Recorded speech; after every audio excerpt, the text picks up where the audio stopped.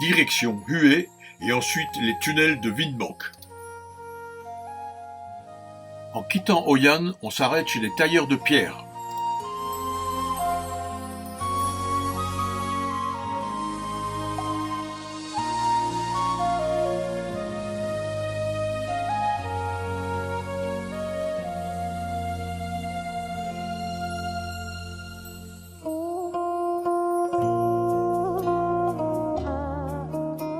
Direction Hué par le col des Nuages.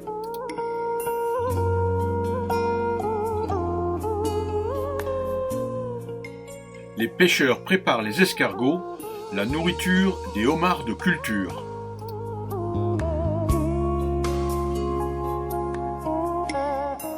Première nuit à Hué, direction l'apéro.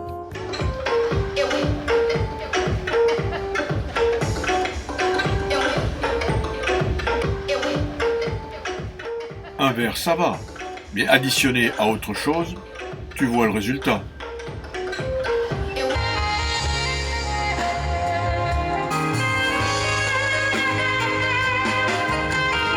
Notre premier repas à Hué.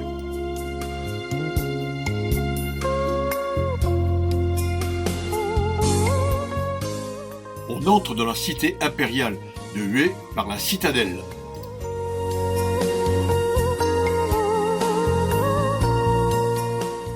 La citadelle, une construction inspirée de Vauban.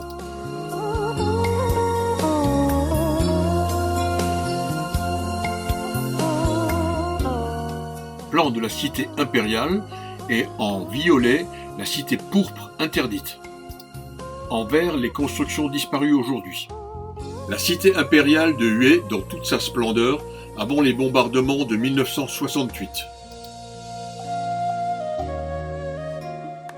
La porte est divisée en deux niveaux, la forteresse en bas et le pavillon au niveau supérieur.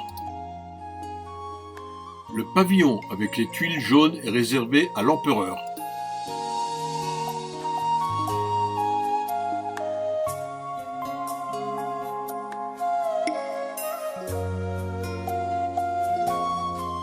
L'étage inférieur était laissé vide, à l'exception d'une salle au milieu qui était cloisonnée par des panneaux de bois et des portes vitrées. C'était là que le roi prenait place lors des cérémonies. Le deuxième étage est toujours fermé avec des fenêtres de différentes formes telles que l'éventail, la cloche, etc. Étage réservé aux concubines du roi.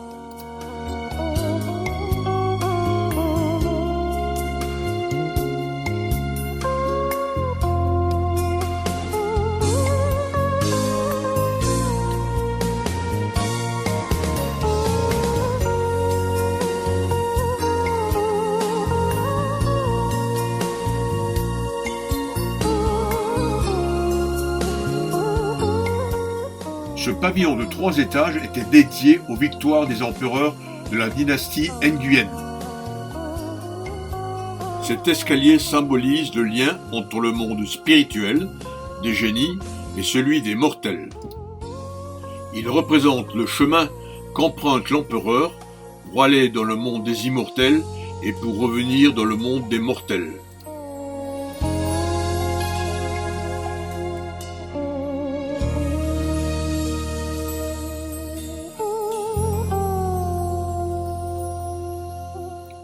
Ces 9 urnes symbolisent le souhait de l'existence éternelle de la dynastie des Nguyen. Sur la surface de chacune des urnes sont gravés 17 paysages vietnamiens.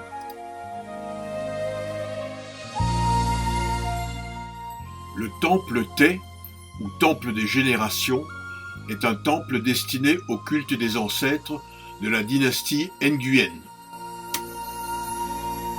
Il a été édifié par l'empereur Ming Mang en 1822-23 pour honorer la mémoire de ses ancêtres de la dynastie Nguyen.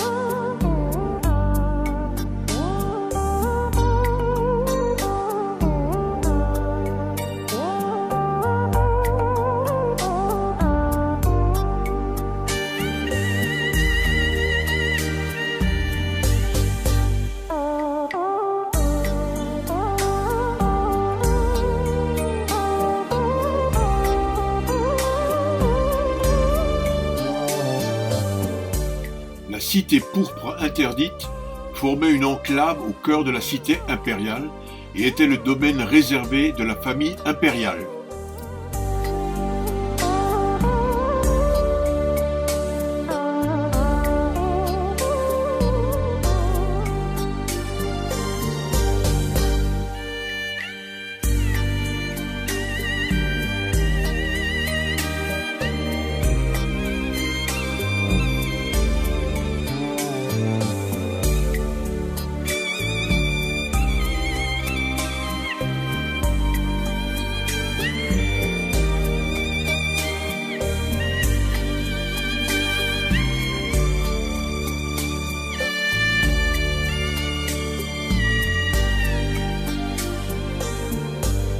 La légende veut que des paysans aient vu apparaître une vieille dame en haut de cette colline.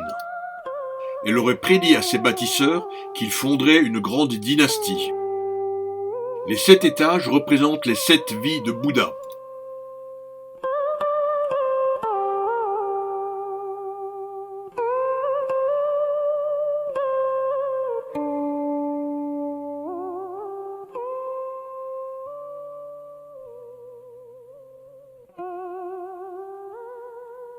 Le sanctuaire de Dai Hung abrite 3 statues du Bouddha, qui symbolisent les vies passées, présentes et futures.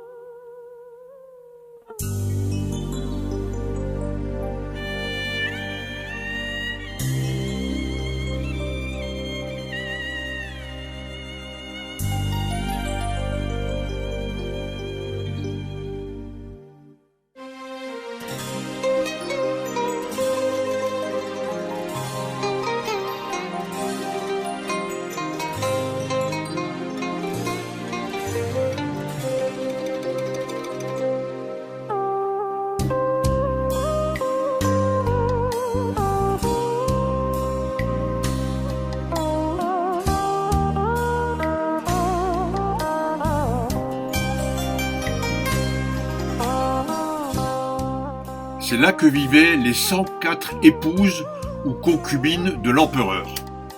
Chacune avait sa petite chambre, mais le site attend des subventions ou des donations pour être reconstruit. L'empereur Tuduk était stérile à cause de la variole et il n'a pas eu de descendants. Le temple Shinkiem est dédié au culte des concubines de l'empereur Tuduk et de celles des empereurs précédents. Ces statues sont de petite taille car l'empereur faisait 1,50 m.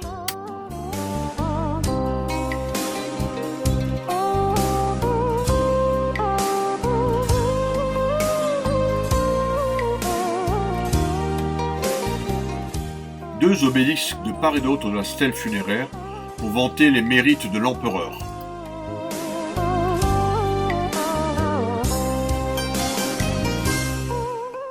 La légende dit que ce tombeau est un leurre et qu'il serait enterré ailleurs avec ses trésors.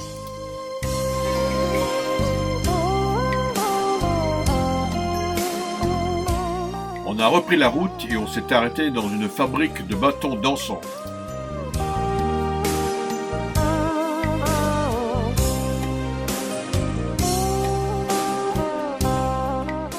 Un comité d'accueil bien sympathique.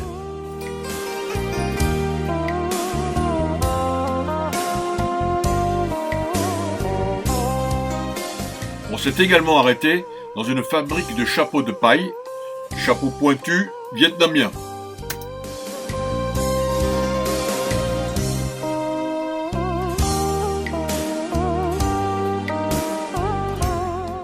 Ne pouvant pas avoir d'enfants, les mandarins eunuques ont construit cette pagode et ainsi ils s'assuraient que les moines satisferaient pour eux au culte des ancêtres et au confort de leur existence dans l'au-delà.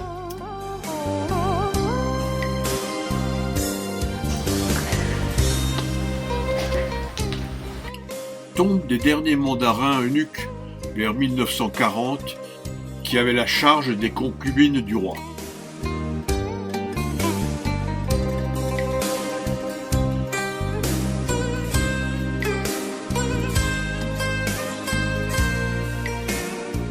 Dans ce marché incontournable de Hue, on y trouvera tous les produits, de l'alimentaire à l'artisanat en passant par les vêtements et les fleurs. Il est vraiment agréable de flâner dans les allées de ce marché local, riche en couleurs, où s'entremêlent les odeurs d'épices, d'herbes fraîches, de fruits et de poissons séchés, dans un brouhaha constant, celui du négoce et de la bonne convivialité marchande.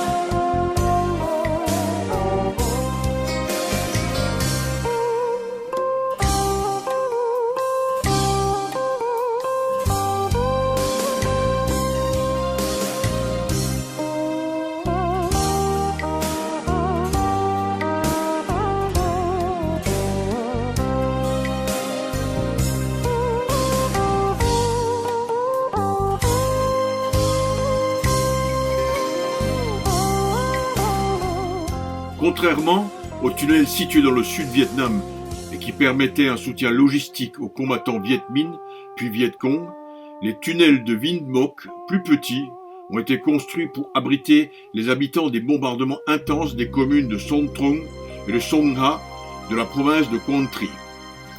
Ces deux communes étaient soupçonnées par l'armée américaine de fournir de l'aide aux soldats de l'armée populaire nord-vietnamienne. Aussi, à partir de 1965, la zone a été massivement bombardée par l'US Air Force. Les habitants ont alors commencé à construire un réseau de tunnels pour se protéger des bombardements américains.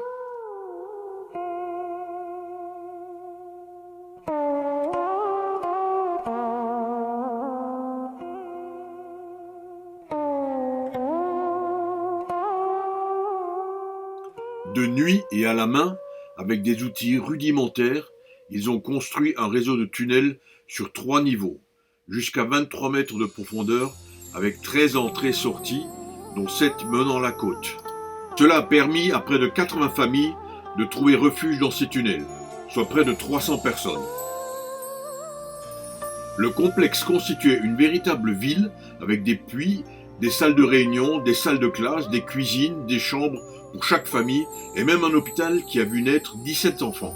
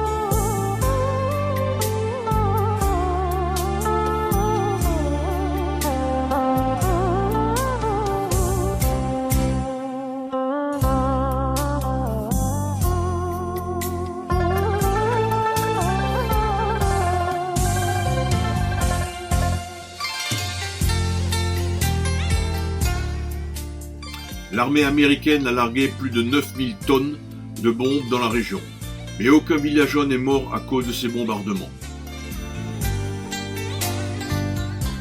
Les tunnels courent souvent en zigzag en forme de Z pour créer de solides plis en utilisant le mur du sol pour bloquer le chemin de l'explosion de la bombe. Les villageois ont vécu dans ce réseau de tunnels jusqu'en 1972. Ils ne sortaient que la nuit pour cultiver leurs terres, pour pêcher ou cuisiner. S'enfoncer dans les entrailles des tunnels de Vinmoc nous a permis de nous rendre compte comment difficiles furent les conditions de vie pour les familles qui y trouvèrent refuge.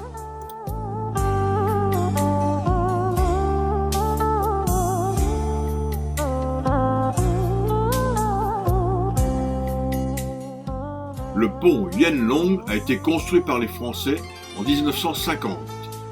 Il enjambe la rivière Ben Hai qui symbolisait la ligne de démarcation entre le nord et le sud du Vietnam.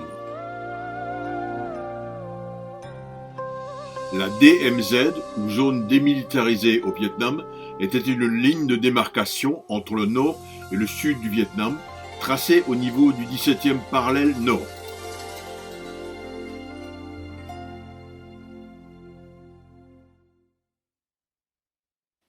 La partition du Vietnam s'est faite suite aux accords de Genève, signés le 20 juillet 1954, lorsque les Français durent se retirer du Vietnam et de l'Indochine, après la défaite de Dien Bien Phu.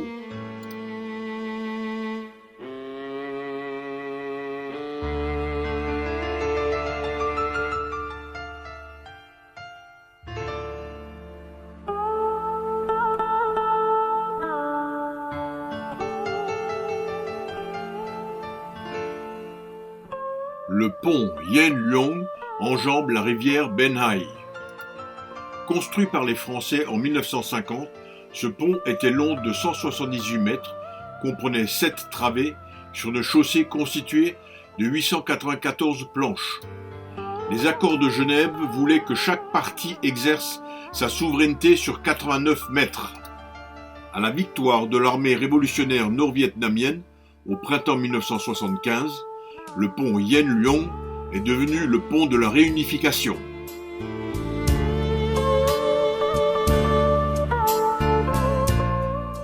L'ancienne citadelle de Quang Tri a été construite en 1809, en terre battue, sur l'ordre de l'empereur Gia Long, le fondateur de la dynastie impériale des Nguyen.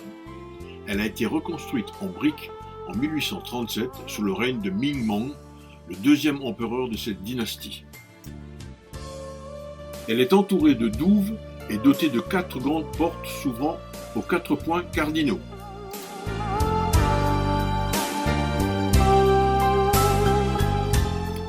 Suite aux bombardements et tirs d'artillerie américains, durant 81 jours, entre le 28 juin et le 16 septembre 1972, la citadelle a été quasiment rasée.